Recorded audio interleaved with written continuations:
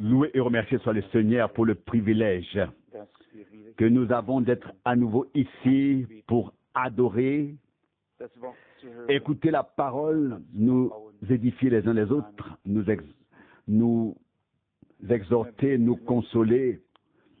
Tout ce dont nous avons besoin, Dieu peut nous le donner, il veut nous le donner. Si seulement nous pouvions croire, nous verrions la gloire de Dieu. C'est ce qu'il a dit.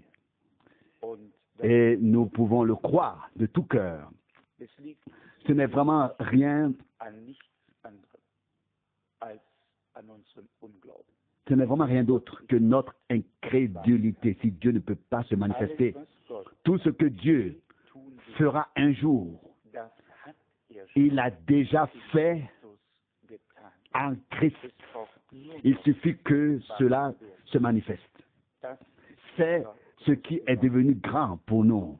De même que Dieu s'est reposé après la création et que tout son travail était terminé et que tout fonctionnait, et ce jusqu'à aujourd'hui. De même le Seigneur, après avoir accompli la rédemption,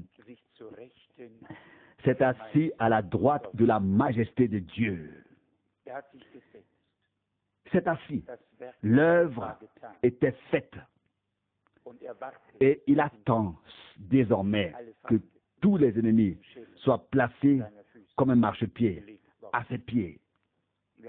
Nous l'avons chanté dans ce magnifique cantique. Un seul règne quand tout succombe. Un seul vivra quand tout mourra. Jésus, le fort, qui vainc tout, qui nous obtient l'héritage dans le ciel. Dans le dernier couplet, il est dit, « Voici Emmanuel devant son armée, qui maintient l'Église pour lui, lui au milieu comme un mur et un rempart, reste aussi avec nous jusqu'à la fin du monde. » Il est le même hier et aujourd'hui, oui, jusqu'à dans l'éternité, puissant dans le combat. Le combat spirituel n'a pas commencé hier ou aujourd'hui, mais très tôt déjà. Il a commencé en haut, se poursuit en bas et se termine en haut.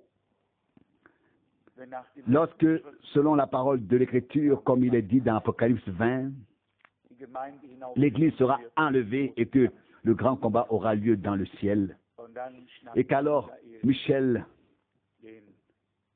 attrapera le diable et le jettera en bas. Ce sera un beau jour. Je n'ai pas l'habitude de jubiler, mais ce jour-là, je rirai aussi. Je crois que ce jour-là, la parole se réalisera, la bouche sera remplie de rire, la langue de gloire. Lorsque l'adversaire de Dieu, qui est aussi notre adversaire, aura enfin été éliminé.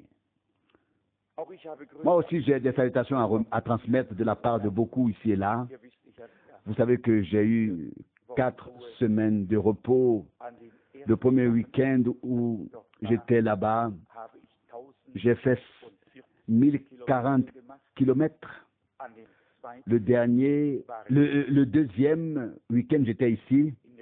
Entre-temps, la grêle a si bien cabossé ma voiture. Et le troisième, j'ai fait 1065 kilomètres. Alors, vous pouvez imaginer ce que le repos m'a apporté, donc le troisième week-end. Mais tout cela en valait la peine. Vous savez bien que l'amour de Dieu nous pousse. Donc, et Paul dit, où quelqu'un serait-il dans le besoin et je ne l'aurais pas ressenti avec lui, ou quelqu'un souffrirait souffre-t-il d'un manque et il n'aurait pas été impliqué. Le lien entre nous et avec Dieu nous fait ressentir que nous avons des joies et des peines à partager. Et j'ai rarement ressenti, comme ces dernières semaines, à quel point la communion entre les croyants peut devenir intime et toujours plus chaleureuse. Et toujours plus chaleureuse. Et cela doit encore s'améliorer. Beaucoup, beaucoup, beaucoup. J'ai été frappé par certaines choses dans les paroles qui ont été lues, dans les versets, et nous ne les aborderons pas toutes, car je voudrais lire un psaume avant de prier. Mais ce qui nous frappe ici, c'est quand même le fait que deux inspirations peuvent se succéder aussi rapidement. Je ne sais pas si dans ces versets, du verset 16 au verset 23, il y a 5 minutes d'intervalle, on ne peut même pas le dire. En un instant, Pierre est sous l'inspiration du Saint-Esprit. Il exprime clairement la révélation de Dieu. Tu es Christ, le Fils du Dieu vivant. Le Seigneur lui confirme ce qu'il a dit et dit, ce ne sont pas la chair et le sang qui t'ont révélé cela, mais mon Père qui est aux cieux. Et très brièvement, comme je l'ai dit 3, 4, 5 minutes plus tard, le même Pierre prend le Seigneur à part et lui parle. Il est dit ici au verset 22, Pierre le prit, Matthieu 16, verset 22, Pierre le prit alors à part et se mit à lui parler en disant, Seigneur, que Dieu ne fasse pas cela, que jamais cela ne t'arrive. Et comme nous l'avons tous lu, avec vous, il est dit du Seigneur, mais il se retourna et dit à Pierre, le Seigneur semble être parti, et Pierre derrière lui, et il a parlé et parlé. Et le Seigneur se retourne et ne dit pas, Pierre, hors de ma vue, mais hors de ma vue, Satan, mets-toi derrière moi. Tu es devenu pour moi un piège, ou une offense, un scandale, car tes pensées ne sont pas dirigées vers Dieu, mais vers les hommes. Comme les choses peuvent être proches les unes des autres, comme elles peuvent se suivre de près, tout ce qui a un rapport quelconque avec le royaume de Dieu est inspiration. Mais ici, pour la première fois de ma vie, me viennent à l'esprit, dans ce contexte, les termes piège, offense, scandale. Et si nous tournons juste une page et lisons le chapitre 18, il est dit du verset 6. Matthieu 18, verset 6. Si quelqu'un scandalisait l'un de ces petits qui croient en moi, le mieux pour lui serait qu'on lui mît au cou une meule de moulin et qu'on le jetât dans la mer, là où elle est la plus profonde. Verset 7. Malheur au monde à cause des scandales. Certes, les séductions doivent venir, mais malheur à l'homme par qui le scandale arrive. Ici, il y a donc un pas de plus. Le mot scandale est ici accompagné du terme séduction. Les scandales, ce sont les séductions, les fausses inspirations. ce qui n'est pas conforme à la volonté et à la parole de Dieu. Malheur à tous les hommes qui s'adonnent à tendre des pièges ou à jeter des scandales sur le chemin du peuple de Dieu par des séductions. Et la Bible dit qu'ils sont séduits et qu'ils continuent à séduire. Que sont donc tous ces faux enseignements? Ce sont de fausses inspirations. Ce sont des esprits qui s'emparent des gens et qui parlent même à travers eux. Mais de la même manière, nous reconnaissons, nous réalisons combien il est important de toujours parler de manière biblique, même si cela ne correspond pas à notre concept. C'était le cas pour Pierre. Pierre a cru que le Seigneur était le Messie et qu'il allait établir son royaume. Et il voulait qu'il reste. Et Pierre n'a pas compris que le royaume de Dieu est un royaume éternel et que nous ne pouvons pas vivre éternellement comme nous le faisons actuellement, mais que nous vieillisserons et mourrons. Pour pouvoir établir un royaume éternel, le Seigneur devait donc d'abord donner et apporter la vie éternelle à ceux qui devaient vivre avec lui pour toujours dans son royaume. Mais il n'a pas encore pu voir tout cela, Pierre. C'était encore trop frais pour lui. Et c'est là qu'il a eu de si bonnes intentions. Et cette bonne opinion, cette bonne intention, c'était celle de Satan, venait de Satan. Et le Seigneur dit, hors de ma vue, Satan, mets-toi derrière moi, tu es un piège pour moi, car tes pensées ne sont pas dirigées vers Dieu, mais vers les hommes. En d'autres termes, ce que tu viens d'exécuter ici n'est pas conforme à la volonté de Dieu, mais à la manière dont on penserait humainement. Et voilà, déjà c'était fait. Le Seigneur a mis les choses au clair et les a aussi appelées par leur nom. Ce que la plupart des gens ne comprennent pas du tout, c'est le dernier verset du chapitre 16 de Matthieu, au verset 28. Il est écrit, Matthieu 16, verset 28, « Je vous le dis en vérité, certains de ceux qui se tiennent ici ne goûteront pas à la mort avant d'avoir vu le Fils de l'homme venir dans son règne. » Combien savent ce que cela signifie? Vous ne vous en souvenez-vous tous bien? Oui, Frère Branham l'a dit très clairement.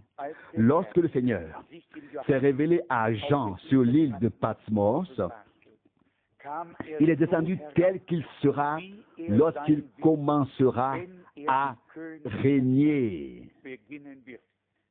D'où cette expression ici de Jean, la participation au règne. Je veux vous le lire pour que vous sachiez que c'est aussi écrit dans Apocalypse 1. Apocalypse chapitre 1, verset 5. Apocalypse 1, verset 5. Et de Jésus-Christ, le témoin fidèle, le premier-né d'entre les morts, et le chef des rois de la terre, lui qui nous aime et nous a rachetés de nos péchés par son sang. Verset 6. Et qui a fait de nous une royauté de sacrificateurs pour son Dieu et Père. À lui la gloire et la puissance dans toute éternité. Amen. C'est la parole, et puis je cherche une deuxième parole où, oui, je voulais lire en fait le verset 9. Je viens de le voir. Verset 9. Moi, Jean, votre frère, et camarades qui participent avec vous à la tribulation, à la royauté et à la persévérance en Jésus-Christ, en Jésus. J'étais venu dans l'île appelée Patmos à cause de la parole de Dieu et du témoignage de Jésus. Tout comme Jean a vu notre Seigneur dans toute sa gloire là-bas. Son visage brillait comme le soleil. Dans cette description ou dans cette expérience, c'est ainsi que le Seigneur sera lorsqu'il commencera à régner. Cette parole s'est donc vérifiée. Jean était encore en vie et certainement beaucoup de ceux qui se tenaient là à l'époque, comme le Seigneur l'a dit ici, étaient encore en vie. Lorsque le Seigneur est descendu, de cette manière, il s'est révélé à Jean sur l'île de Patmos, comme il descendra lorsqu'il commencera le règne. Ensuite, il y a une autre parole qui m'a frappé dans le chapitre 17, Matthieu 17, il est dit ici au verset 17, Matthieu 17, verset 17, « Alors Jésus répondit, « Ô espèce d'homme incrédule et pervers, jusqu'à quand serai-je avec vous? Jusqu'à quand vous supporterai-je? Amenez-le-moi ici. » Vous connaissez cette histoire. Il y avait un homme qui avait amené son fils, est-ce bien cela, un garçon qui était épileptique à ses disciples et il ne pouvait pas le guérir. Alors, le Seigneur s'est mis en colère dans l'esprit. Non pas contre le monde incrédule, mais contre les siens, qui étaient avec lui depuis si longtemps et qui n'avaient pas encore été capables d'ordonner à cet esprit de sortir. Le Seigneur s'est indigné. Le contexte le montre. Le verset 14 dit, « Lorsqu'ils furent revenus vers la foule, un homme s'approcha de lui et se prosterna à genoux. » Verset 15 et dit, « Seigneur, aie pitié de mon fils. Il est épileptique et souffre beaucoup, car il tombe souvent dans le feu et souvent aussi dans l'eau. » Verset 16, « Je l'ai déjà amené à tes disciples, mais ils n'ont pas pu le guérir. » Verset 17, « Alors Jésus répondit, « Ô vous, espèces de gens incrédules et pervers, jusqu'à quand serai-je avec vous? Jusqu'à quand pourrai-je vous supporter? Amenez-le-moi ici. » Verset 18. Jésus menaça alors l'esprit mauvais. Il sortit alors de l'enfant, de sorte que celui-ci fut guéri à l'instant même. Après cela, verset 19, les disciples s'approchèrent de Jésus quand ils furent seuls avec lui et demandèrent, « Pourquoi n'avons-nous pas pu chasser l'esprit ?» Verset 20, il leur répondit, « À cause de votre petite foi. Car je vous le dis en vérité, si vous avez la foi comme un grain de moutarde et que vous commandiez à cette montagne, retire-toi d'ici là, elle s'éloignera et rien ne vous sera impossible. » C'est une parole qui nous met tous à terre et nous relève aussi. Les disciples avaient longuement marché avec le Seigneur, mais ils venaient de voir la gloire. Ils étaient avec Jean, Jacques et Pierre sur la montagne avec le Seigneur. Matthieu 17, peut-être que cela ne s'est pas produit parce que les trois n'étaient pas là. Peut-être qu'ils avaient la foi, mais quoi qu'il en soit, les autres étaient aussi des disciples. Et le Seigneur dit ici, c'est à cause de votre manque de foi, votre petite foi, que vous n'avez pas pu chasser l'esprit. Nous devons prendre ce reproche à cœur, entièrement. Et si le Seigneur venait à nous aujourd'hui, il pouvait nous parler de manière audible et nous voir tous avec nos préoccupations et nos problèmes, avec toutes nos maladies non guéries, nos problèmes non résolus, avec tout ce que nous portons avec nous et s'il nous parlait alors aussi haut et clairement qu'à l'époque, il dirait très clairement, c'est uniquement à cause de votre petite foi et de rien d'autre. Et de rien d'autre. Et de rien d'autre. Et cette petite foi est plus proche de l'incrédulité que de la foi. Elle est plus proche de l'incrédulité que de la foi. Et c'est là la grande difficulté. Et je pense que le Seigneur est attristé à notre sujet parce que nous sommes de petits nous sommes de petite foi, parce que nous n'osons pas prendre Dieu par sa parole et que nous voyons chaque promesse devant nous par la foi en pleine attente comme une réalité. Comme une réalité déjà. Le Seigneur parle ici. Si vous avez la foi comme un grain de moutarde, un grain de moutarde est très petit. L'un des plus petits grains, comme on l'a entendu. Je ne suis pas jardinier, mais un grain de moutarde est certainement un petit grain.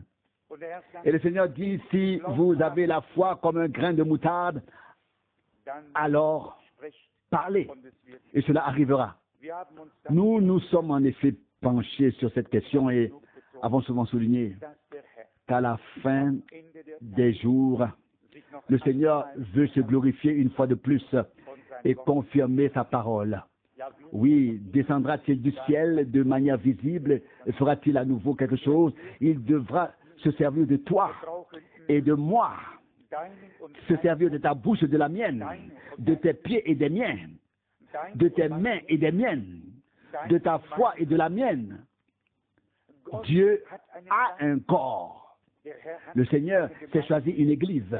Il l'a rachetée pour poursuivre à travers elle son œuvre. Et lorsque nous lisons de telles paroles ici, elles nous traversent la moelle et les os. Nous voyons aussi dans ce que le Seigneur a dit à Pierre, qui avait pourtant la révélation de Dieu concernant Christ. Au verset 19, je te donnerai les clés du royaume des cieux. Maintenant, je vous le demande vraiment ce soir. Si Dieu nous a donné par grâce la même révélation de Jésus-Christ, ne nous a-t-il pas aussi donné les clés du royaume des cieux? Ne nous a-t-il pas aussi donné les clés du royaume des cieux? Ne nous a-t-il pas également donné l'autorité divine, une procuration divine? Peut-on séparer l'un de l'autre? Pouvons-nous dire, comme nous l'affirmons en effet, la chair et le sang ne nous a pas révélé cela, mais le Père qui est aux cieux, n'est-ce pas? Pouvons-nous, d'une part, prétendre à la grande révélation que Dieu nous a donnée, à la révélation de Jésus-Christ, sans avoir la seconde, à savoir la clé du royaume des cieux? Si j'ai la clé de la voiture, je peux bien conduire. Si je l'ai pour la salle, je peux y entrer. Si j'ai la clé du royaume des cieux, j'y ai accès. Si je ne suis pas alors je ne suis pas dehors, je peux entrer. Et c'est là le point que Dieu doit nous faire comprendre clairement. À savoir que la révélation divine n'est pas un raisonnement intellectuel et que la révélation divine est également liée à l'autorité divine et donc à la capacité d'agir dans le royaume de Dieu au nom du Seigneur. Non pas en notre propre nom, non en notre nom personnel, mais en agissant pour la cause de Dieu au nom du Seigneur et pas dans notre propre chose. Nous, est-il déjà arrivé de remarquer aussi clairement que ces deux choses sont liées? De même, je te dis que tu es Pierre, mais pas sur toi, mais sur ce rocher, sur cette révélation de Jésus-Christ. Jésus est le rocher. Que dit 1 Corinthiens 10, du verset 1 au verset 3 ou 4, Christ était déjà le rocher qui accompagnait le peuple d'Israël, celui que Moïse a frappé, celui d'où sont sortis les eaux. Donc Christ, le rocher. Ici, au verset 18, Matthieu 17. Et sur ce rocher, je bâtirai mon église, et les portes du royaume des morts, du séjour des morts, ne prévaudront pas contre elle. Verset 19. Je te donnerai les clés du royaume des cieux, et ce que tu lieras sur la terre sera lié dans les cieux. Vous voyez, l'autorité divine en relation avec la révélation de Jésus-Christ. Cette autorité divine-là, je bâtirai mon église, dit le Seigneur. Mais ce service doit être exécuté par des hommes de Dieu qui ont reçu la révélation de Jésus-Christ. Et c'est ce que nous devons tous nous laisser dire. Nous ne pouvons pas rester de simples auditeurs et auditeurs et auditeurs de la parole de Dieu. Mais nous devons un jour devenir des pratiquants de la parole, des gens qui mettent la parole de Dieu qu'ils ont entendue en pratique. Il ne peut en être autrement. Nous devons faire face à cette tâche divine, et ce, à n'importe quel prix. Vous savez que je voulais lire le psaume. Je ne savais même pas qu'une telle parole de Matthieu serait lue ici, aujourd'hui de Matthieu. Je n'avais pas lu ici avant la réunion. Je voulais lire le psaume 12. Qu'est-ce que c'était? Et maintenant, nous sommes ici avec cette grande, puissante parole de Dieu. Et le Seigneur veut nous dire ce soir ce que je pensais et disais autrefois. Je le pense et je le dis encore aujourd'hui. Et nous pouvons nous y fier. Les personnes qui ont reçu la révélation divine de Jésus-Christ seront témoins de l'édification de l'Église, vivront l'édification de l'Église et tout ce que Dieu a promis à l'Église. Nous y avons accès, car nous ne sommes pas en dehors du royaume de Dieu, mais à l'intérieur du royaume de Dieu. Il a même écrit, le royaume de Dieu ne vient pas de manière extérieure, mais il est en vous intérieurement. Beaucoup pensent que c'est parce que les pharisiens ont demandé au Seigneur auparavant, qui leur a dit cela. Non, loin de là, il y avait d'autres personnes il y avait d'autres personnes présentes, pas seulement les pharisiens. Cela a toujours été une société mixte. Mais le Seigneur s'adresse aux siens et veut nous le mettre profondément dans le cœur ce soir. Premièrement, la révélation de Jésus-Christ, l'édification de l'Église du Seigneur, l'autorité divine et l'accès à toutes les choses qui doivent être dans le royaume de Dieu et qui appartiennent au royaume de Dieu. C'est peut-être aussi en relation avec cela qu'il faut comprendre pourquoi le Seigneur a dit à la fin l'évangile du royaume. Matthieu 24, 14. C'est le seul passage où l'évangile est lié au royaume. Sinon, c'est l'évangile de Dieu, l'évangile de Jésus-Christ, où Paul dit comme mon évangile est toujours l'évangile. Mais là, l'évangile du royaume. Et c'est de cela qu'il s'agit. Le royaume de Dieu, l'Église de Dieu, l'accomplissement de toutes les promesses qui appartiennent au royaume de Dieu. Et nous en faisons partie. Dieu merci. Et nous revendiquons tout ce que le Seigneur nous a promis. Alors, nous devons bien sûr aussi veiller à ne pas causer de scandale et à ne pas dire au Seigneur, ne pas dire ou enseigner des choses sur lesquelles les gens trébuchent et tombent. Je vous le dis dès ce soir, je l'ai écrit dans une lettre circulaire, à quel point on prétend que le Seigneur vient cette année et avec quelle insistance ils ont mis l'accent sur le mois de juillet en particulier. Et il est probablement arrivé pour autant que je sache. Et j'ai encore une fois entendu cela si clairement, comme cette sœur, qui est simplement tombée dans le piège du diable par le biais de bien-aimés frères qui ne font que sourire toujours ici. Nous voyons l'ennemi. Je ne pense pas qu'il ferait une grimace, car alors nous serions tous effrayés. Il apporte les choses en souriant. Et cette chère sœur a simplement cru que le Seigneur viendrait en juillet, réellement, en juillet. Et elle a dit, je ne suis pas prête. J'ai fait semblant. Je reste en arrière. J'ai été hypocrite. Je vais rester et les autres seront enlevés. Je ne peux pas le supporter. Les gens sont plongés dans une telle détresse intérieure. Et qu'écrit Paul aux Galates. Mais celui qui vous égare portera sa condamnation, quel qu'il soit. Galates 5, verset 10. Les hommes qui égarent, les croyants, qui deviennent pour eux un obstacle et un piège. Je vous le dis aujourd'hui, sur la base de la parole de Dieu, devront en ce jour répondre pour chaque âme. Pour chaque âme. Et c'est pourquoi nous attachons tant d'importance à la pure annonce de la parole de Dieu. Et si Paul a déjà écrit à l'époque, 1 Corinthiens 14, verset 29, de même les prophètes ne doivent être que 2 ou 3 à s'exprimer et les autres à se faire une opinion, à porter un jugement. C'est à eux de juger.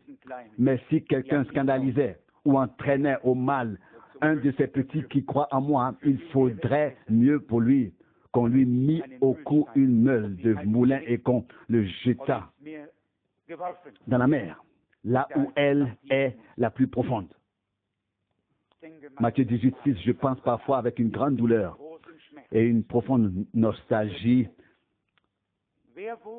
à celui qui devra répondre de toutes les âmes assassinées, de toutes les âmes empoisonnées ce jour-là.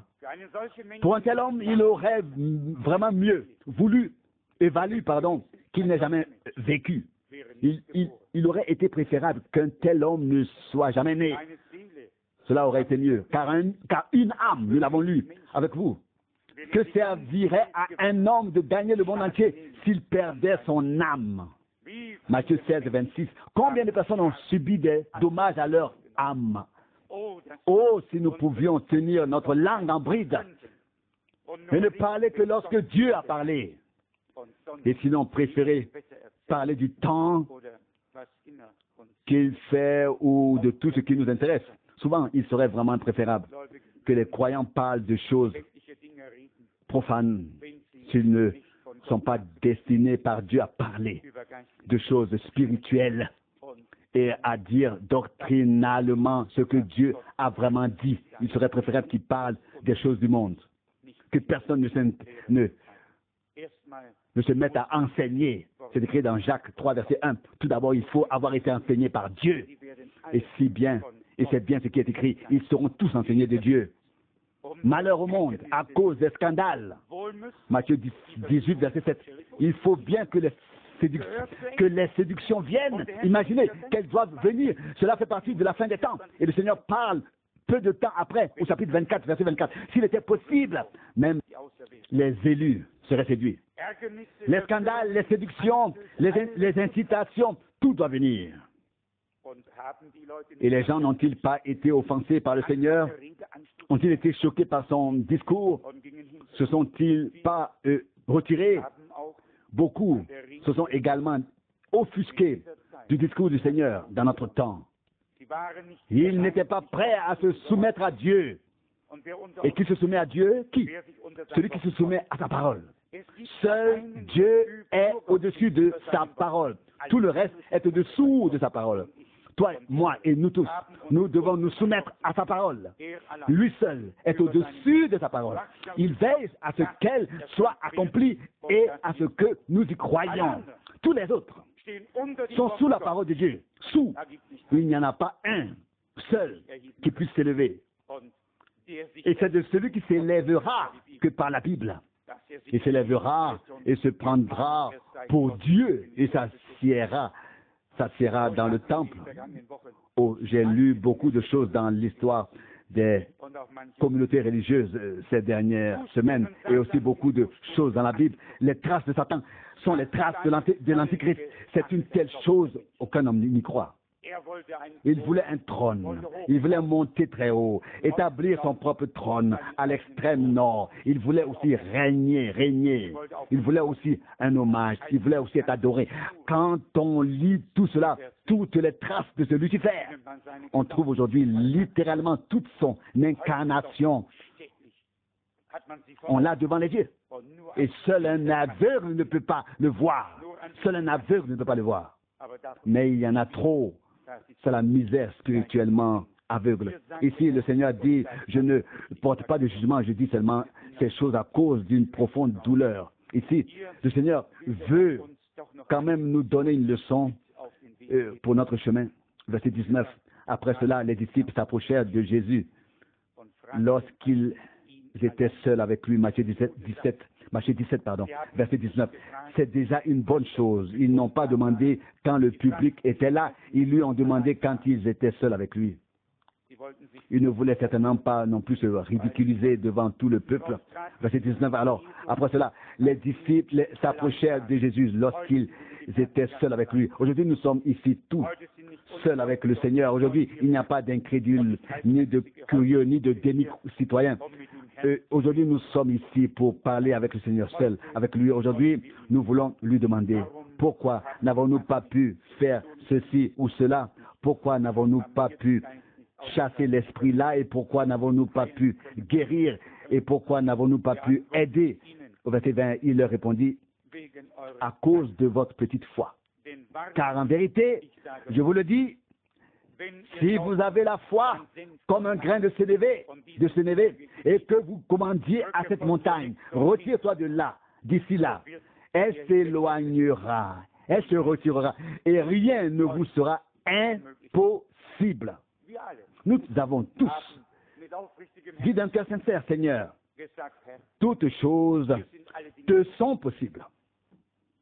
Et nous avons saisi comme il est aussi écrit immédiatement dans Moïse, dans Genèse, quelque part au commencement, sans doute dans l'histoire d'Abraham, oui, au chapitre 18, verset 14, rien n'est impossible à Dieu. Ça, nous le savons, ce n'est pas d'aujourd'hui que nous le savons, que Dieu est tout-puissant. Nous le savons depuis quelques années déjà. Et que Dieu est capable de tout faire, nous le savons aussi. Que Dieu ressuscite les morts. Il l'a fait, nous le savons tous. Nous croyons ce que dit l'Écriture. La question n'est plus de savoir si Dieu est capable de tout faire. C'est réglé. Il n'y a pas de question. Il n'y a pas de question. Maintenant, c'est à nous de jouer. Christ en nous. Dieu en Christ. Et il a dit, les œuvres que je fais, ce n'est pas moi qui les fais, mais le Père qui habite en moi, c'est lui qui fait ses œuvres. Ses œuvres. Maintenant, Christ en nous. Alors, ce n'est pas que toi et moi ici, nous mettions les coudes un peu plus à gauche et à droite et que nous nous sentions forts, que cela soit loin. Le Seigneur dit, sans moi, vous ne pouvez rien faire. Jean 15, verset 5. Mais s'il a fait sa demeure en nous par la foi, ça c'est un fait. Alors, cette foi vivante en Dieu est en toi et en moi. Et alors, nous devons prendre la parole et l'appliquer comme elle est écrite. Ils imposeront les mains aux malades. Ils chasseront les démons. Des miracles et des signes doivent se produire. Frères et sœurs, croyez-moi, cela en fait partie. Et si cela n'est pas présent, c'est que cela manque. Et si cela manque, ça veut dire que ce n'est pas encore restauré, rétabli. Nous avons entendu que le Seigneur rétablira toutes choses. L'Église du Seigneur a été décrite ici dans ce livre de Dieu. Elle est décrite. Et il est si bien dit ici au verset 20, si vous avez la foi comme un grain de moutarde et que vous commandiez à cette montagne, retire-toi d'ici là, elle se retirera. Le Seigneur a voulu dire, absolument tout est possible. Même cette montagne, si vous ordonnez, elle se déplacera là où vous le dites. Déplace-toi d'ici, là-bas. Ceux qui ont pu indiquer, déplace-toi d'ici à là-bas, Et cela devrait être arrivé tel que vous l'avez ordonné. Le Seigneur a-t-il dit la vérité? A-t-il voulu faire croire à quelque chose a-t-il voulu faire croire à quelque chose de léger? Non, il a voulu dire clairement aux disciples, les œuvres que j'ai faites, vous les ferez aussi, car je vais au Père. Mais je serai avec vous et en vous jusqu'à la fin du monde.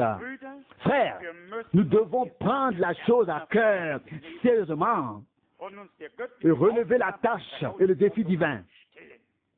Nous ne pouvons pas tout de même pas nous contenter de regarder les autres faire leurs tentatives, mais nous devons donner à Dieu la chance de faire quelque chose. Il est dit ici dans Matthieu 17, verset 20, et rien ne vous sera impossible, rien. Non seulement à Dieu, mais à nous aussi, rien ne sera impossible. C'est pourquoi, comme je l'ai dit, il était ici réticent et a simplement dit, oh, espèce de gens incrédules et perverses. Combien de temps vais-je vous supporter? Matthieu 17, 17. C'est ce que le Seigneur a dit à ceux qui l'entourent. Combien de temps vais-je vous supporter? Depuis combien de temps le Seigneur est-il patient avec nous? Je vous le dis, pour nous tous, la patience aurait certainement déjà été épuisée à plusieurs reprises au cours des presque 6000 ans, avec toute la population sur terre, où nous ne l'aurions peut-être jamais eu. Mais Dieu, dans sa grande grâce, dans sa justice et sa sainteté, n'abandonnera pas, mais aura de la patience avec nous. Mais il veut déjà nous le dire et nous l'a déjà dit. Combien de temps vais-je encore vous supporter, espèce d'incrédules et de pervers? Avec cela, nous sommes en fait tous inclus. Nous sommes croyants et nous ne croyons pas, en fait, oui. C'est ainsi, n'est-ce pas? Des croyants incrédules. Est-ce différent? Est-ce différent? Nous devons pouvoir poser une fois de plus la main droite sur le côté gauche, tout contre le cœur et dire, mon Dieu, pourquoi ne croyons-nous pas aussi bien que tu le voudrais? Pourquoi? Que le Seigneur pourrait ce soir écrire au plus profond de notre âme et nous dire tout simplement, même si c'est en silence par l'Esprit, toute parole, chaque parole que ma bouche a prononcée et que votre cœur a reçue dans la foi, vous la verrez s'accomplir. Dieu pense ce qu'il dit et a dit ce qu'il pense. Et la parole de Dieu est toujours valable. Aujourd'hui, il vous dit la même chose à vous et à moi.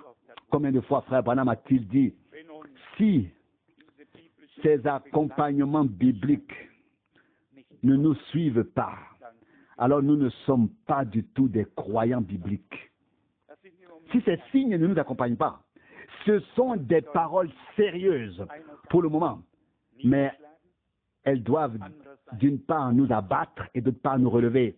Il en va toujours ainsi avec la parole de Dieu. Nous reconnaissons notre manque et réalisons que Dieu est fidèle et qu'il veut remédier à notre manque. Et non seulement il le peut, mais il le fera. Rien n'est impossible chez lui et rien ne doit être et rester impossible chez nous aussi. Toutes choses sont possibles à celui qui croit. Marc 9, verset 23. Puisse le Seigneur nous conduire dans la prière, dans une prière pleine de foi. Révélation de Jésus-Christ. Édification de l'Église. Autorité divine. Accès à ce qui se trouve dans le royaume de Dieu. Et toutes les promesses que le Seigneur nous a faites en font partie. En font partie. qu'elle se réalise par la grâce. Telle est notre prière à tous. Amen. Seigneur mon Dieu, je m'associe encore une fois à la prière de mon frère. Seigneur, et nous le faisons tous. Nous le faisons tous. Fidèle Seigneur, nous avons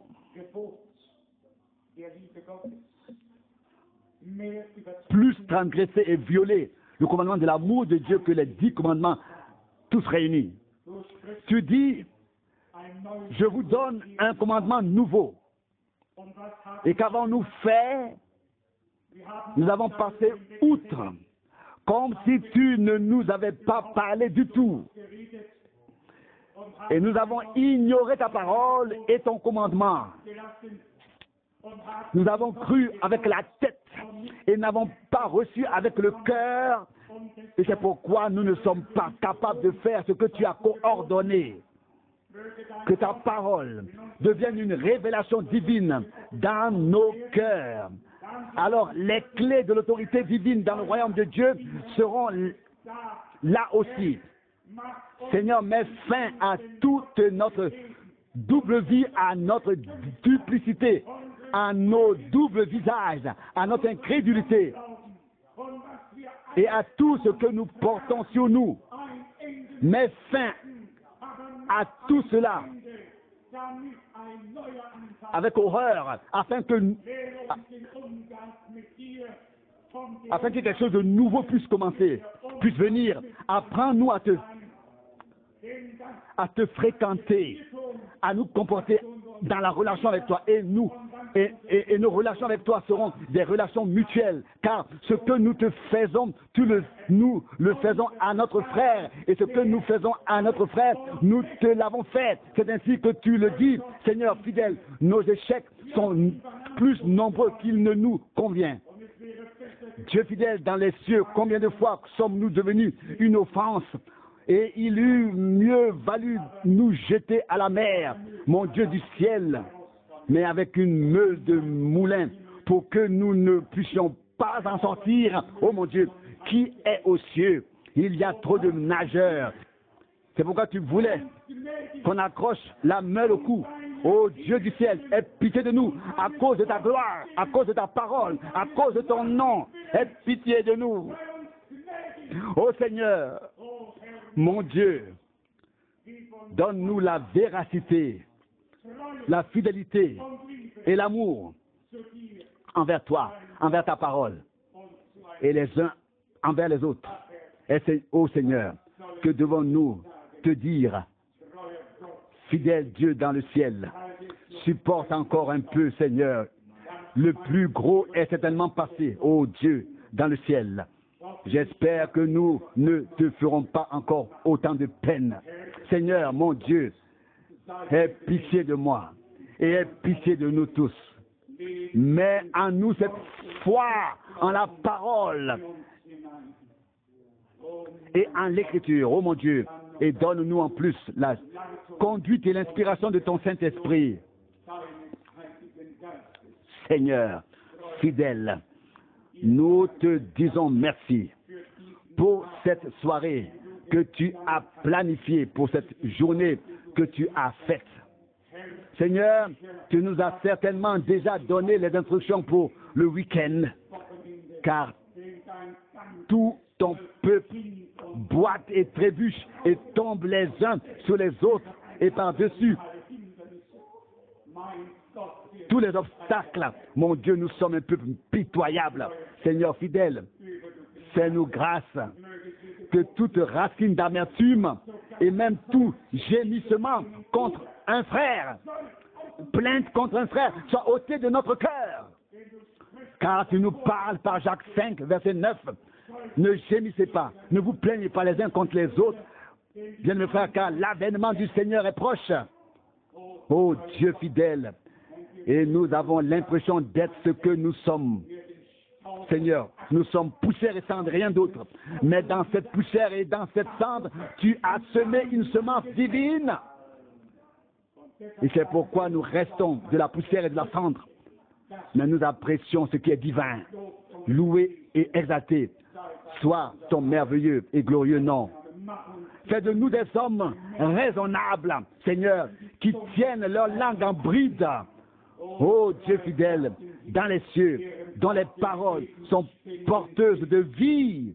Ô Seigneur mon Dieu, nous nous sentons à la fois abattus, consolés et relevés, car nous croyons malgré tout que tu arriveras à tes fins.